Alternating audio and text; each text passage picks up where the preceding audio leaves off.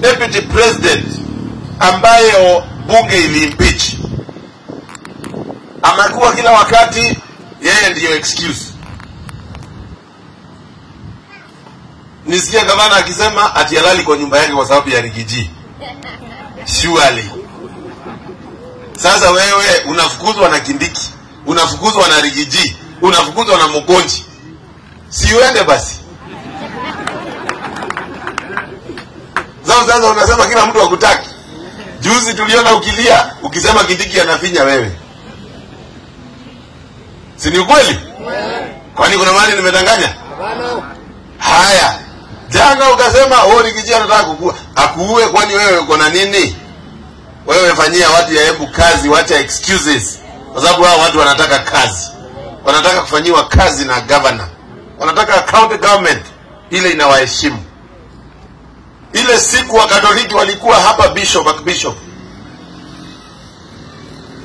wakiwa wamekuja hapa inauguration ya bishop wao, mlisimama mkasema Mugonji amemobilize wa Katoliki wapigie kelele rais. Sasa kwani Mugonji amekuwa mdosi aje? Na nena hilo bai hangwene robai ambe. Sasa juzi mmesema Mugonji amepanga maandamano Kenya mzima. Hoto kwani huyu kijana amekuwa loaded aje? Sasa mimi niliona maandamano kule Kisii, nikaona Meru, nikaona huku kwingine, nikaona hata huku kwa Soprano huko Tharaka Nithi.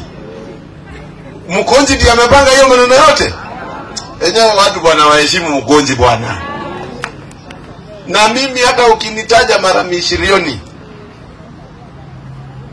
kama maneno yako na wananchi wa Embu haiko sawa, hata utaje Mugonji hautasaidika. Talk to your people, do what they want, respect them. Wacha kuwatusi ukiwaita mashetani, wacha kuwajibia waongee na mama zao, wacha wakuwe na heshima, kwa sababu Muembu no ageteo. Kaate kubai niende na kuongelea